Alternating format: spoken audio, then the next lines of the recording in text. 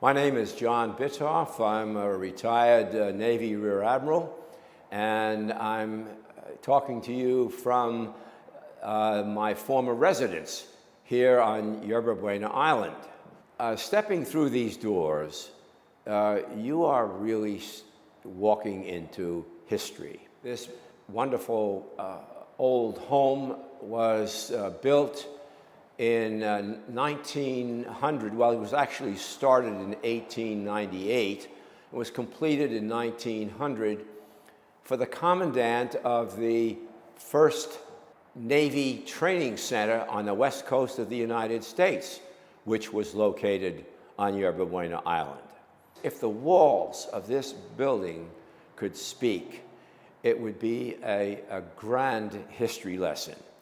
It goes back to the day when Herbert Hoover, President of the United States, was here to turn the first spade of earth for the building of the Bay Bridge, which came over this Yerba Buena Island. I was assigned to the command on Treasure Island, which was my headquarters, in 1989, when I was the commander, Naval Base San Francisco. I was dual-hatted as Commander Logistics Group 1 with headquarters in Oakland, where I commanded all the combat logistics ships in the Pacific Fleet. I'm coming to you from the dining room of Nimitz House, the last residence of the late Fleet Admiral Chester Nimitz. These quarters were originally known as Quarters 1. The senior quarters on any base were always known as Quarters 1. Living in these grand quarters was a privilege. And in particular, I had been a great admirer of Fleet Admiral Chester Nimitz. And I had studied him, and I really liked his character. He was understated. He was clearly interested in his subordinates. He was the genuine article. As many of you are aware, Admiral Nimitz was the architect of victory in the Pacific. Upon the surrender of the Imperial Japanese forces, General Douglas MacArthur accepted the surrender on behalf of the Allied forces, and Admiral Chester Nimitz was designated to accept the surrender for the United States. And you will notice in the numerous photographs of Admiral Nimitz sitting at the surrender table signing the surrender document. When he retired from the Navy, he purchased a home in the Berkeley Hills. He was acquainted with Berkeley because he was the first professor of naval science at the University of California at Berkeley. And he became enamored with the area. Close to 1963, his health began to deteriorate. And the Navy finally said to him, as a fleet admiral, if you come back to public quarters, we can then provide you with an aide, a driver, and a house staff, because you are on a five-star admiral, never leaves active duty. But you can only do it if you live in public quarters. And the Navy said, we'll give you any set of public quarters you would like in the United States. And he said, well, how about Quarters 1 on Yerba Buena Island? Coincidentally, they had just disestablished Commander Western Sea Frontier, and these quarters became available. So they moved in, and he was very happy here. He had several Japanese visitors. Many Japanese, particularly former Imperial Japanese naval officers, admired him greatly, even though, you know, it was the vanquished facing the victor. It did not become Nimitz House until Admiral Nimitz lived here.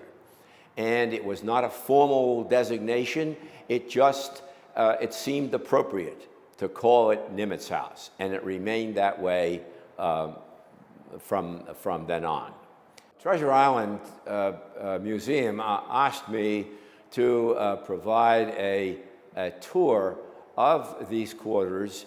I agreed, but unfortunately I was called to Washington and I will not be here during Fleet Week. Since I'm unable to be with you, there's been agreement that I would do a little brief walking tour of this beautiful building and give you a few interesting points about the locations that we are passing through. This was the foyer, and there was a table here, and above it was a formal picture of the late Fleet Admiral Chester Nimitz, and on the table was Professor Potter's biography of Nimitz. Then I would take them to a formal garden, and it was absolutely beautiful. And we would sometimes have cocktails out there in nice weather. And after having cocktails, the guests would come through here, and the pocket doors would be open. The table would be set in formal fashion. The candelabra would be lighted. And during particularly the evening, more formal meals, we would have a combo playing. And on two occasions, we had a classical guitarist and played during the meal. When we hosted the Spanish Navy training ship, the Juan Sebastian Elcano, it was fabulous. Now we're entering the library, which I understand was one of Admiral Nimitz's favorite rooms. I would take people on a tour and show them where the late Fleet Admiral Nimitz had his desk. I would show them the desk which I had refurbished. This was the grand stairway going up to the private quarters. The story that I was told, that elevator was put in so that Admiral Nimitz could go to the second floor. Now, there were many bedrooms in here because we had to host people who came in from all over the world. And this was our bedroom. This was our sitting room. These were what was known as the private quarters. This was a sunroom. We had wicker furniture out here. This may have been my wife's favorite room. She would sit here and read. It was very, very pleasant. This is the new bridge. This did not exist here. It was further to the right. I hosted Admiral Nimitz's daughter. She came up here and she gave us a mini tour of the building as it existed when her father lived here. And this is the room that Sister Nimitz, she was a Dominican nun, informed me that her father passed away in. And she said the reason, and we were informed incorrectly that it was the bedroom on the other side, and she said, no, that is not correct. And she was here the night he died, so she was very, very familiar with it.